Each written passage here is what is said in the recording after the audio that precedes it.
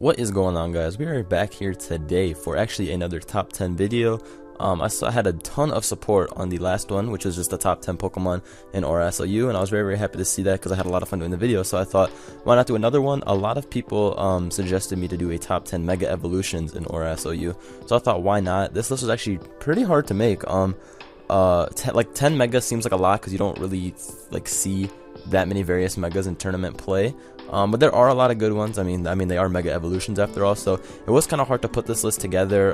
In fact, I have two Pokemon that actually tied for the number 10 slot, but yep, I got a little bit of help from Gem with this because like I was just like, some of these Megas like are really good. Like when you have some really powerful stuff like Medicham, Gardevoir, Lopunny, Metagross, it's really hard to see which one you put above the other. But this list is based on just the top 10 Megas. But obvious, okay, I'm stuttering. The top 10 Megas, just based on what they can do, how self-sufficient they are, and what they can really add to a team. So, some people might be surprised what I have in number 10, but I have Mega Sableye. Now this was tied with Mega Slowbro for number 10, but I would put Mega Sableye above of it. Basically, when people think of Mega Sableye, obviously everyone's mind goes to the stall that people run with Quagsire and Amoonguss and Chansey, and people are like, oh my god, it's so hard to deal with. But honestly, Sableye is not that good on teams that are not stall. It's not that good of a defensive backbone. You can't really switch it into too much unless it's on stall, because in fact on stall you're not even switching into that much to begin with. You're switching it on hazard setters, which consist of Ferrothorn, Landorus. It doesn't even beat Trend because it's gonna get Lava Plume burned. So if you don't even run Sableye with a Cleric, so if you try and throw Sableye on balance or offense or anything like that, and you try switching it into like a defensive Starmie, which is trying to spin away your rocks, or you try stopping rocks from Landorus or Heatran, you're just gonna end up getting Lava Plume burned and worn down, and it's not good. Because once Sableye gets burned or something like that, it just goes down a lot. It's very hard to like threaten your opponent's team with that when you're always taking residual damage and you have no recovery besides it recovers. So that's why I put him at number 10. I mean, Sableye is still a very good Pokemon when it is on stall. In fact, one of the hardest Pokemon to break, just because that typing is so stupid.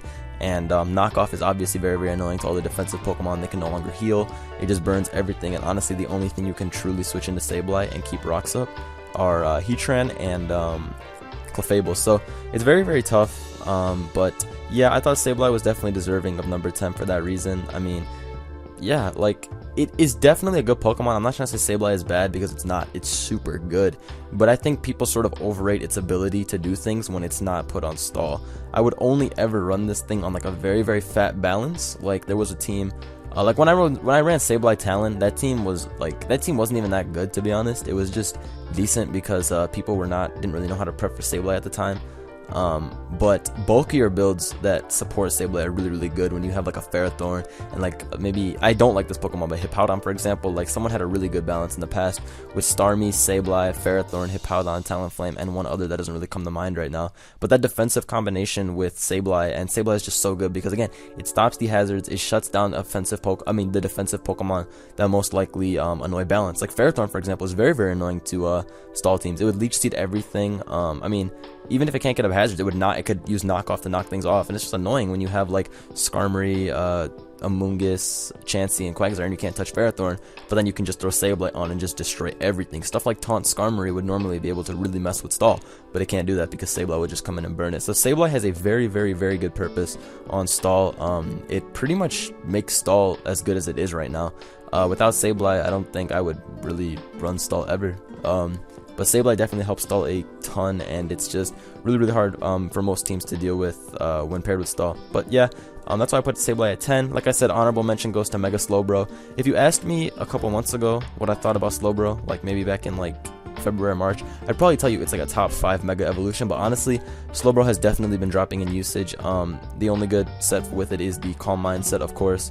But the problem with it is just it gets worn down very quickly by stuff like Scald. The meta has too many things punishing it right now. Like pretty much all Medichams and Metagross run Thunder Punch now because it's just really good coverage alongside Ice Punch. So Slowbro's already taking like 40% if it's Mega, and then if you get burned by like a Scald or a Wisp or pretty much anything, you're just getting drained so fast, and your sleep ability goes down a ton.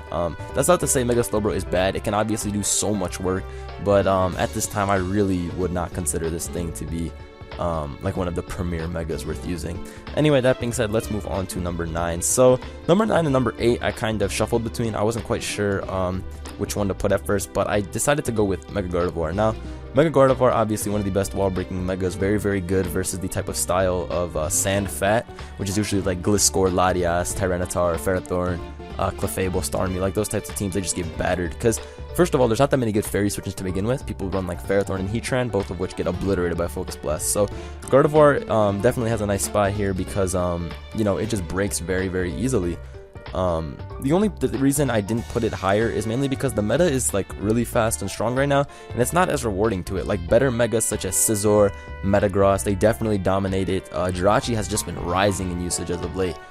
Scarf, especially defensive, that set has been rising like anything in tournament play, which makes it very hard for Gardevoir to do much. Gardevoir can Will-O-Wisp on the switch, but like that's not a big deal because Gardevoir is so frail that it just, you know, you can't switch it into much, and you pretty much have to find the perfect opportunities to bring it in. I really wouldn't even run Gardevoir unless it was on a team like Volturn, because I guess I'm going to compare it to Medicham in a sense, because they both have like the same speed stats, similar lack of bulk, even though Medicham's kind of bulkier on the physical side, and I guess Medicham's stronger too.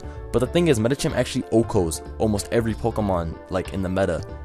Even stuff that like Clef that resists fighting gets 2-hit killed by high jump kick unless it's bold. Gardevoir actually can't OHKO everything with Hyper Voice. Like stuff like Manaphy and that kind of thing, like just neutral hits, it doesn't kill them in return, and then you're taking a lot of damage. Yeah, it's not the, I don't know, it's very strong, but it also comes at a cost, and you definitely have to gear your team around it because it's going to be usually your main wall breaker. You don't run like Gardevoir plus like another stall breaker. Gardevoir is usually what people run primarily as their way of breaking, and it doesn't always do that best. That's not to say it's bad though. I mean, Gardevoir is very good, especially if you give it Will-O-Wisp.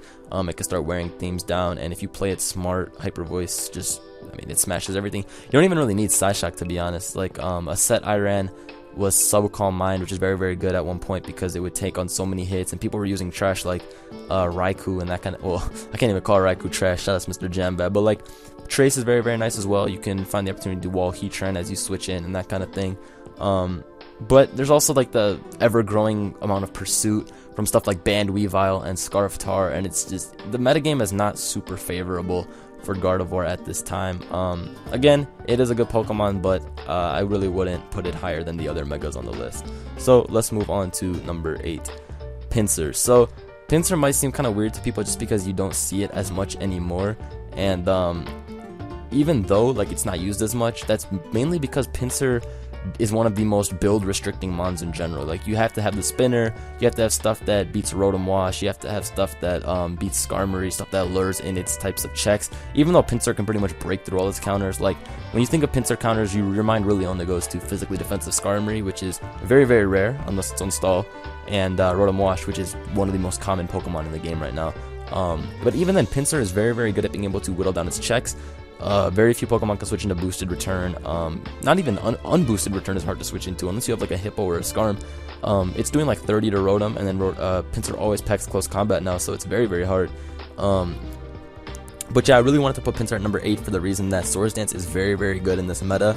It's extremely strong, and people are definitely not giving it the respect it deserves, because when people run Flying Resist, they run stuff like Heatran, Rotom, and they run Clefable. Well, Clefable isn't a flying resist, but people use it because it's good at dealing with Torn regardless, because it's just very bulky in general. None of those things can deal with Pinsir bar Rotom, which again, like I said, gets whittled very fast, and it's very easy to put Pinsir in like a win condition path. To add to that, Pinsir, I mean, Quick Attack is ridiculous. Adamant, for example, can OHKO Latios after rocks with +2 Quick Attack, which is just stupid to think about. It checks, it like, look at, I guess I'll go back to the replay of Jam versus Finchinator if I can pull that up. Hold on, let me pull that up 1 sec. Okay, so I know the dimensions are kind of off, but whatever, that's just how my Camtasia was set at the moment.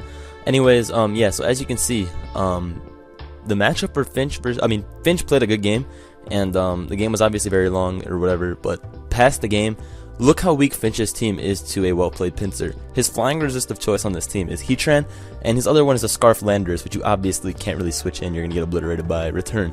And Tran is just going to get smashed by close combat. So if you look, Finch's team is very weak to Pinsir. All Gem has to do is really play patient, find the time to make a right double, and he can just kill everything. He gets SDs on Keldeo, locked in a fighting type move, Scarf Landorus not locked into Stone Edge. -2 Latios, and Scizor pretty much. Like, it was a very, very threatening matchup.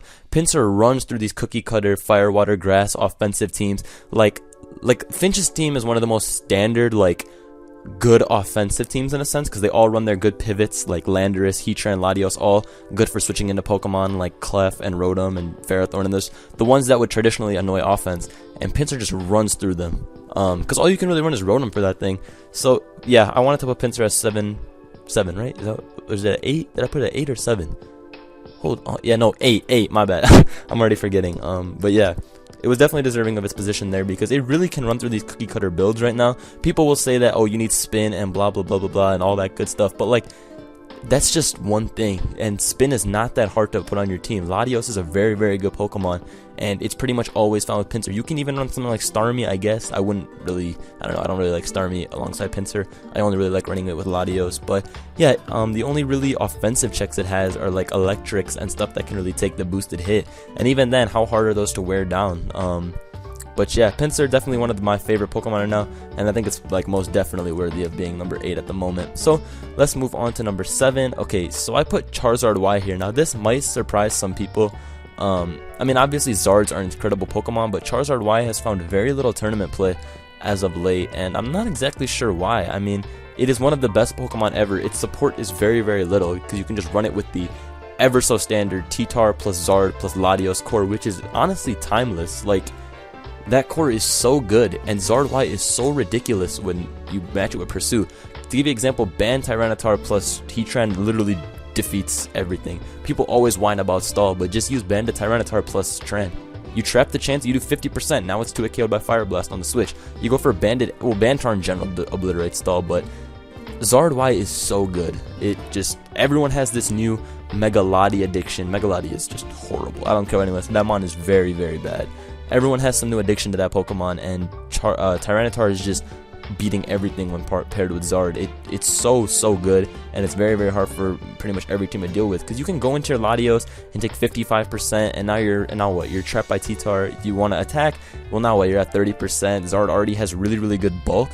Solar Beam, Okos, Rotom, and it's one of the best like anti-meta Pokemon right now. People are running these weird Ferrothorn, Clefable, Rotom, like these teams just get obliterated by fire fighting grass coverage. It's fantastic. Literally the only problem with Zard Y in my opinion is the fact that it's weak to Stealth Rock, and Focus Blast is gonna miss a lot. But like, man, if you don't have a Chansey, like, what are you? Nothing beats Zard Y plus Tyranitar. Nothing.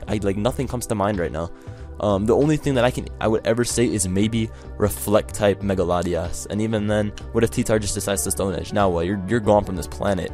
But yeah, Zard Y is one of the best core breakers in general. All it really needs is the what's it called? The rapid spin support. Not to mention, fire type is such a good type defensively.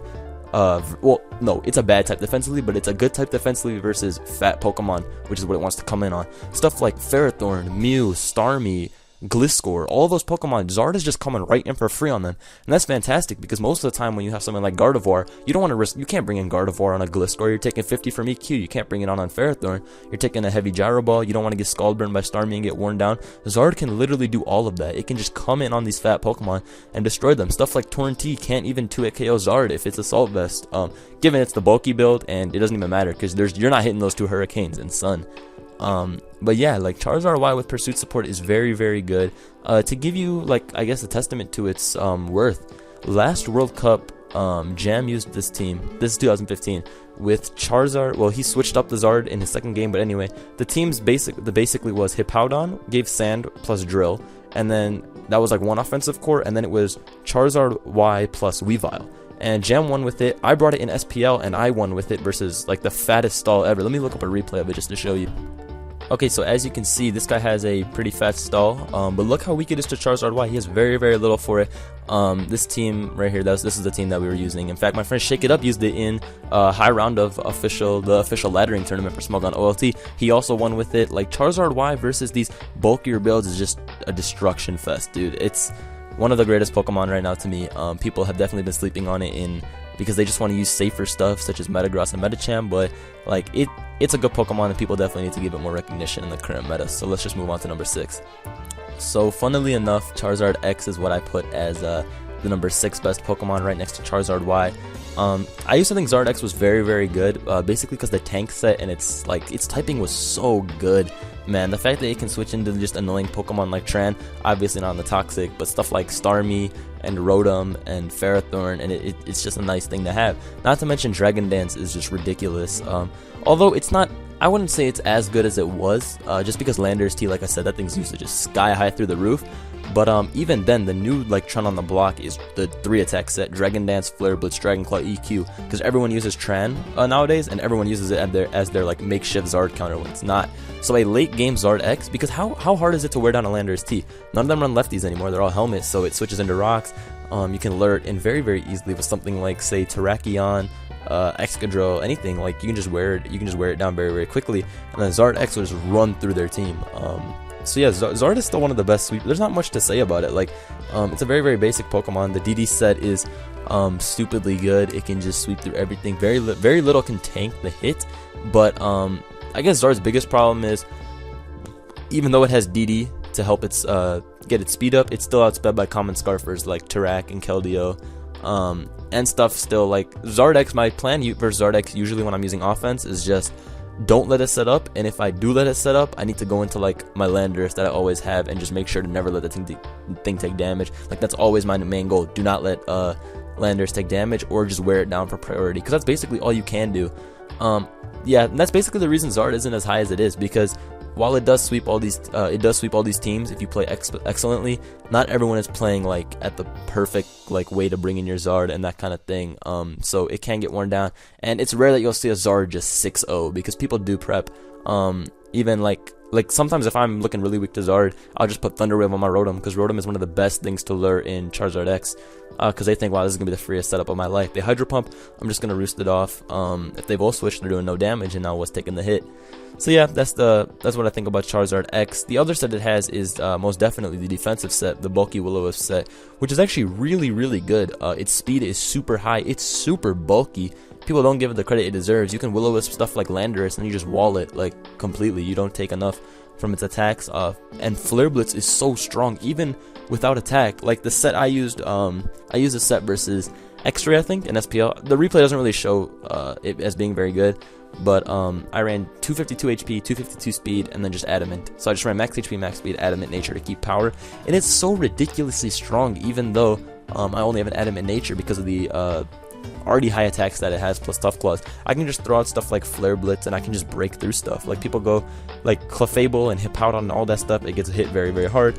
You're throwing out Will-O-Wisp, which is annoying, and I usually like to run Earthquake in the last slot just because it gets rid of Tran, and that's basically it. I just don't like Tran coming in for free. Dragon Claw is still pretty good though, because you can hit Latios and Latias, but honestly, if you're using bulky Zard X, you usually have something or to deal with Latias, or you're usually just traditionally running a bulkier build in general. But yep, Zard X very good. Not to mention that the tank set can take on Scizor and Metagross, which are just two very annoying Pokemon in general right now. So yep, that's basically. Oh, and Weavile. How can I even forget? Zard X typing is just a blessing. But yeah, that's basically what I have to say about it. Let's just move on to the 5th best Pokemon.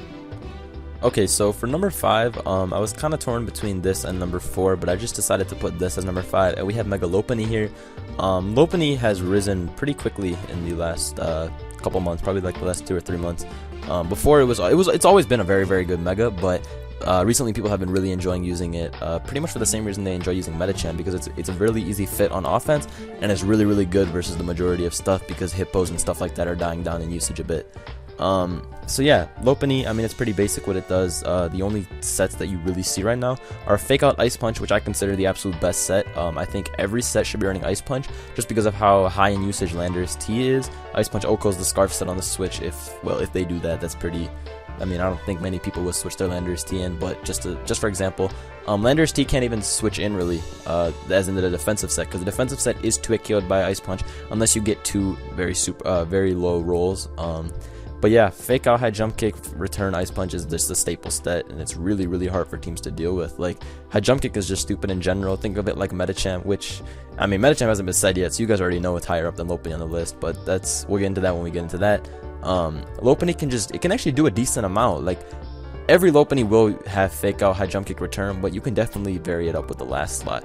For example, I ran Toxic in SPL Finals to wear down my opponent's Landorus T. Obviously, Ice Punch would have been nicer, but Toxic is a really good tech just to learn stuff like Slowbro and Hippowdon and that kind of thing. In the past, I've also used Healing Wish as the last move to bring something back, which is really cool.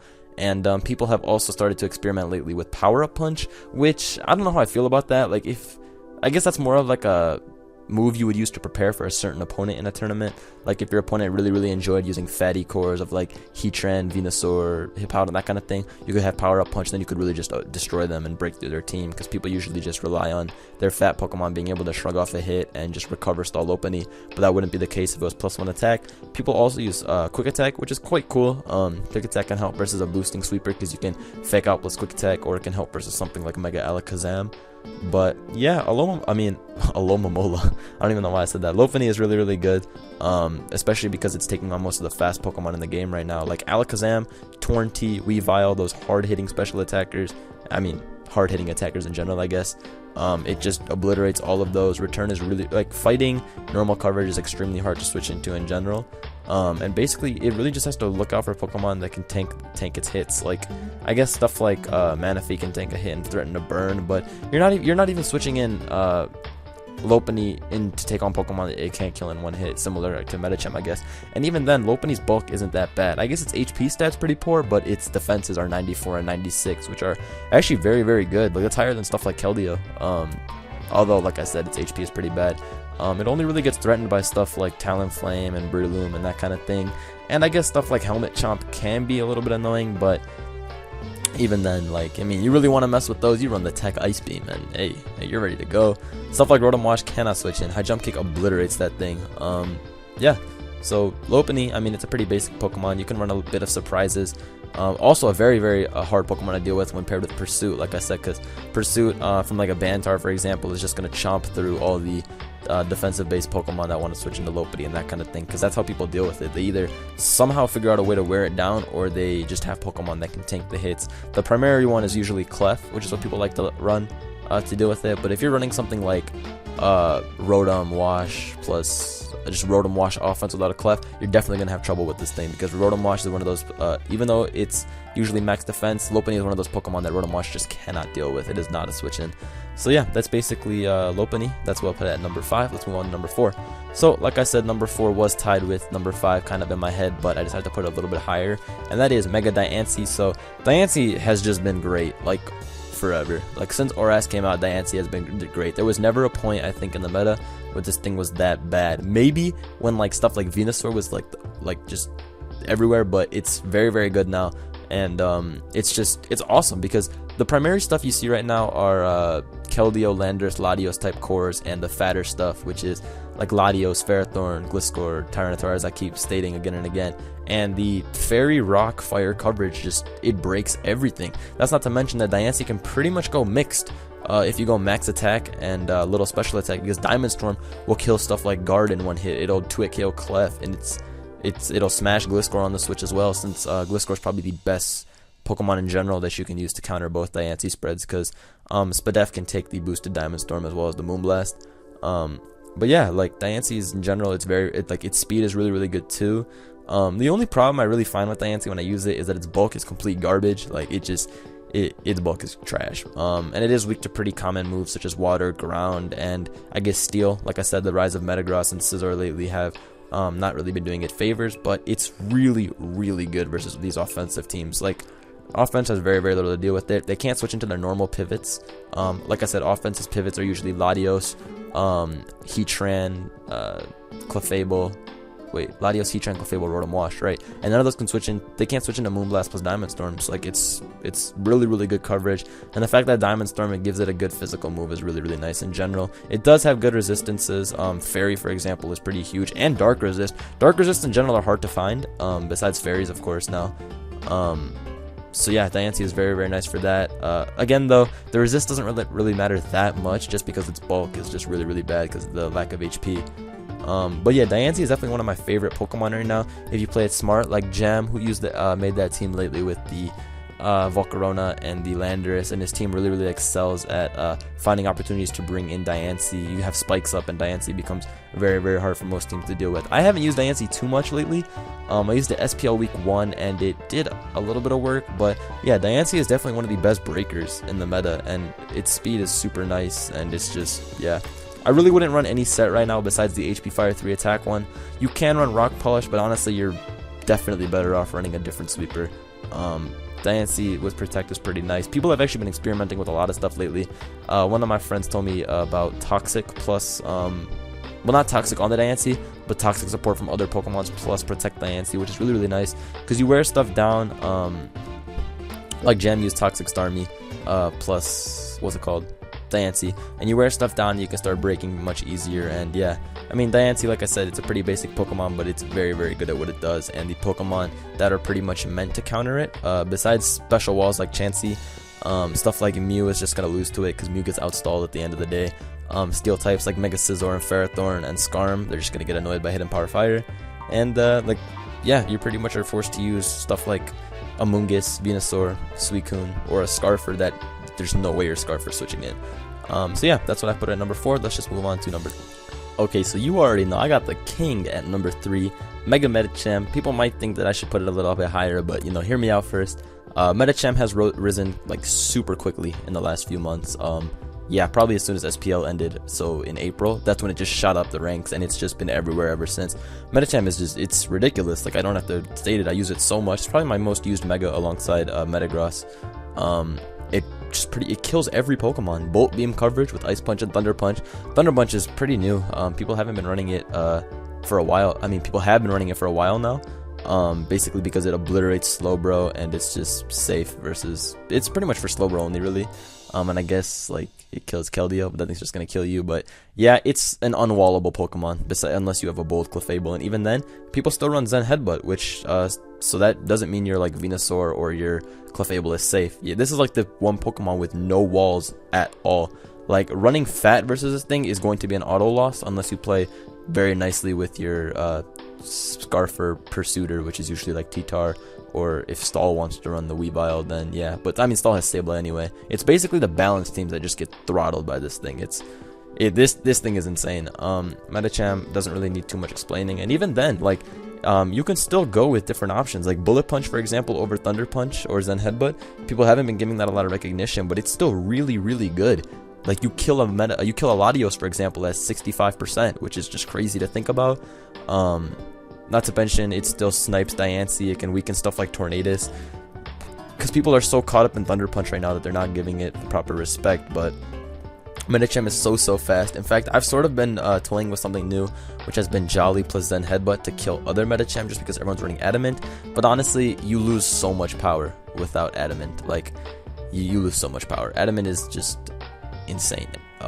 It can, for example, the regular Clef spread of 252 HP, EVs, 172 defense, and Calm just gets 2-hit KO'd by High Jump Kick flawlessly. So basically, the only thing you can do is really have a Ghost, and even then, that Gengar isn't switching into Ice Punch, Jellicent isn't switching into Thunder Punch, stuff like that. Ghosts in general aren't even that good anymore because of the Dark buff. But yeah, like, team-wise, it's very easy to find stuff that pairs well with Medicham. All it really wants is those free switching, so if you make a nice Volt turn team with it, it's gonna kill everything. Its only real counter is Mega Sableye, which even then, Mega Sableye takes like 35 from Ice Punch. Like, if it switches in, it's forced to recover. I can even go for, what's it called, Freeze. I can go for Freeze Fishes for Hacks, or I can move around with my other Pokemon to try and whittle it down. So yeah, Mega Medicham, it really only has the one set of the Fake Out plus 3 attacks, but it's very good at what it does, and there's not a single team in the metagame that it doesn't just shred through. Like, I will be very surprised if I ever see a game where Medicham doesn't obliterate not obliterate the opponent, but at least get 1 or 2 kills, and if it doesn't, it's honestly because the person who was using it played bad, switched it in prematurely, or just let it take a hit it didn't have to take. There is no reason, I think, in the current metagame that Medicham shouldn't be doing work versus your opponent's team. Unless, like I said, they have Sableye, but yeah, other than that, there's really no excuse for Medicham not putting in work versus any team. For example, I have this replay. Oops, that was the wrong one. Most people have seen this uploaded on my channel, but it's basically versus CBB for SPL. If you look at his team, it's not that good versus Medicham. He only has 2 things that outspeed, being what's it called, Latios and what's it called, Lopunny. So if I just skip forward a little bit, I paired the Lopunny. Wait, hold on. This is what you need to see. Alright, so he went into his Clefable here. I Mega Evolved. I went for the high jump kick, and it did 53%. And then the next one's just going to come out, and it's just going to die. And then basically from there, his Latios is only at like, what's it called? Actually, his Latios got whittled down by my team. I killed that thing off with my Scarflanders, and then I just high jump kicked every single Pokemon and killed them. These are not like frail Pokemon. Rotom Wash always dies to high jump kick after rocks. It is 87.5 min, and you come in at 87.5 after rocks. Medicham is just extremely good when you have this kind of support like this, and it's very, very hard for most teams to deal with, which is why I thought it was perfect where it was at number 3. Let's just move on to the next two. So, the number 2 I have is Metagross. I find Metagross to be extremely similar to Medicham. They even run similar sets. They both run Ice Punch and Thunder Punch, and they always have the fighting type move, Hammer Arm and High Jump Kick, and then the stab move, which Metagross likes to run as Meteor Mash. So yeah, Metagross needs no explaining right now. It's so hard for teams to deal with. The speed is a blessing. It has Ice Punch, which every physical attacker pretty much wishes for, because you snipe the ever so popular Landers. Zen Headbutt is also very, very good because you crush Rotom on the switch. And Rotom, like I said, everyone's favorite thing to switch into physical attackers when they can't switch in their Lander is T. So yeah, it's hard. Thunder Punch lets you get rid of Slowbro and I guess something like Gyarados, I guess, if people were to run that, but no one really runs Gyara anymore. Tough Claws means it's just killing everything. Even Bullet Punch is nice that people like to run. Like, that's a good thing to snipe low HP Pokemon. And the biggest thing is it switches into fairies. Clef, I guess, can run the occasional Thunder Wave or Flamethrower, but the fact that there's a Pokemon that can one-hit KO something like Clefable is amazing. It can kill Lotties, it takes care of T-Tar, takes care of Gliscor, Ferrothorn. Look at this replay, for example. I had this in OUPL, which is just some OU tournament on Smogon. It's like some mini SPL, but it's all OU. I was playing this guy, E.G. Pasha. Look at his team, and then look at Metagross. This is like a Metagross's wet dream to play against a team like this. I kill every Pokemon besides Tran, Slowbro, and Ferrothorn. I just killed them in one hit. And I guess that's like half the team I don't kill, but they take massive damage. So going through this replay, I sniped the Gliscor with a double Ice Punch as he tried to bait it in or something like that on the Hammer Arm. And basically I didn't kill everything with it, but in combination with Breloom, for example, it could just kill everything. And I had the support, as you can see, of Rotom Wash plus Landorus T. I had those things Volt turning around the stuff they both lure in. Like Rotom Wash, for example, is going to lure in stuff like Ferrothorn and Latios and Latias and Clefable. And I'm just going to Volt out of there, bring in my Metagross, get off my Mega Evolution, because once Metagross hits the Mega, its speed goes up, like what? It goes up 50 points, right? So now what? What are you doing to deal with this thing? It's literally just going to kill your whole team. So yeah, that being said, it does have better walls than Medicham does. Gastrodon, Quagsire, they can deal with it if you're not running Zen Headbutt. Defensive Skarmpex counter, so there's also that. So there's definitely stops to it. Again, it's weak to Pursuit, so if you're not running Bullet Punch, stuff like T-Tar and Weavile, while they are O-code by you, they can always play the mind games with you to kind of scare you out. So Metagross definitely does have the stops to it, but like this thing right now is very, very hard for most teams to mess around with. So let's just move on to number 1. This is undoubtedly the number 1 in my opinion, and that is Mega Scizor. I don't think you can ever make any argument for this thing not being number 1. Its defensive capabilities are absolutely ridiculous. It is one of the best sweepers all around in the game right now. And yeah, the typing in bulk is pretty much the main reason I wanted to put it as number 1. The fact that you can use your Mega as a pivot and it's not something bad like Altaria is pretty huge right now, especially because Bug Steel is so good. It checks Lotties because they've definitely been running HP Fire a lot less lately. It's very, very easy to beat its counters. First of all, I think if you're running SD Scizor, then you should definitely go with like the 96 speed, which is required to take on the like 44 speed EV Rotom, because then you can sweep much easier. I think they should all be running Bug Bite, just because it gets rid of stuff like Amoonguss and Rotom and Tangrowth. Because if you're running knockoff, you really want to be walled by a grass type with your bug type. That would just be embarrassing.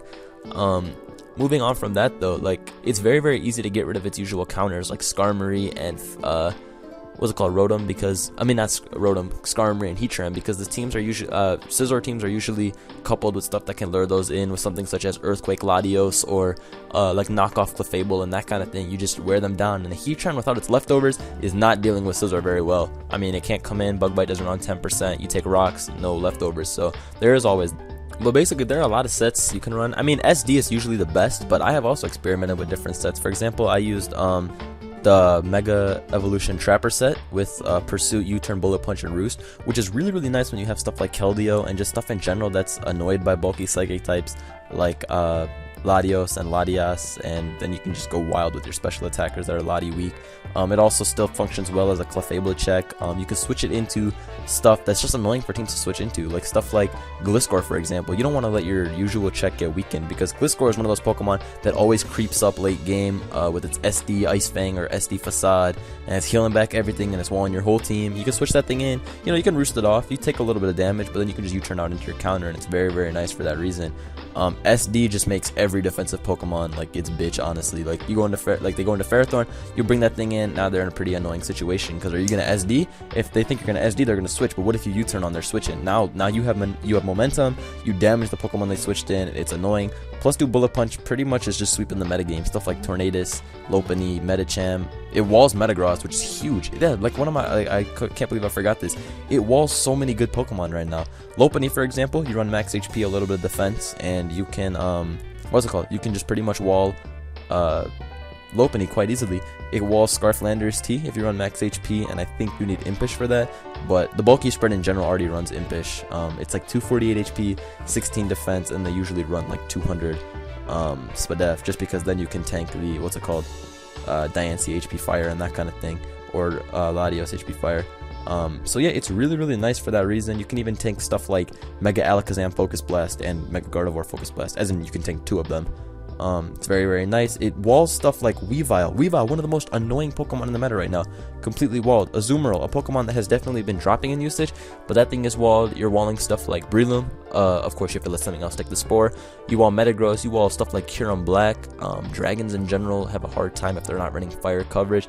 It's really, really hard, and people have definitely been sleeping on the offensive SD set with Bullet Punch, Superpower, and Bug Bite, but that thing is crazy if you pair it along with something else that likes its counters being weakened, or honestly, you just weaken stuff for Scizor.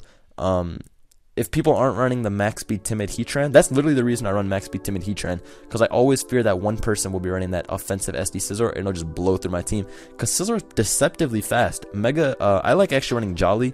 Honestly, Jolly isn't the best, but I like having that extra speed to outspeed stuff like Breloom and Metagross pre-evolution and that kind of thing. It can definitely help, but Adamant is a lot of power. I think you lose you lose 39 attack points if you go Jolly over Adamant, which is kind of a lot, but I'm kind of going off on a tangent here. What I'm saying with SD offensive is Bug Bite is so ridiculously strong now. Rotom Wash is just getting cleaned off the map.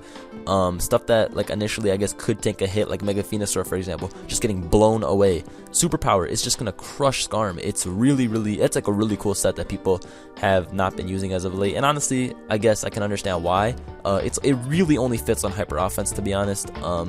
My favorite spread is usually Gems, which can just outspeed Rotom Wash. That's basically all you want. Just outspeeding Rotom Wash so that you can, get rid of that thing, and then their team is usually pretty weak to it, because Rotom Wash is mainly found on those offensive, bulky offense. I just got disrupted by something, but I kind of forgot where I was. But anyway, yeah, like I was saying, SD in general, no matter what EV spread you run, is always going to be annoying. Its defensive capabilities are really good. I don't think I'd ever really waste time with regular Scizor. I mean, the only set I would run with it is Banded, but even then, like, honestly, it's just, there's no reason to really use it. I mean, obviously it's specific to every single team, but I really just don't like it as much as I like Mega in the current meta. Hey, nice rhymes. But yeah, like I said, Scizor can do everything. You can even run Defog, to be honest. Defog U-turn, I used that versus Joey 2 years ago in the Smogon Frontier when he was Smogon Frontier is pretty much a tournament where there's like 10 what they call brains, and they're like a masters, and if you beat them all, you win the tournament. And Joey was one of the ones in Gen 6 XY. So I played him with my Defog Mega Scizor, and it did so much work. I could switch into like his Stealth Rocker all the time, defog those rocks away, switching on his Gliscor and all this other stuff. I walled his Mawile at one point, and it was like, it's really, really nice. Scizor, the typing is so good, and the fact that it can check a lot of top megas right now, like Lopunny, Gardevoir, and Metagross, means it definitely has its place as #1. And yeah, that's pretty much the list. Let me know what you guys thought in the comments, what you guys want to see in the future from their top 10. Had a lot of fun doing this. It was a little bit harder than the top 10 regular Pokemon, but still a lot of fun to do. So yeah, hope you guys enjoyed. Drop a like if you did. Later. Peace.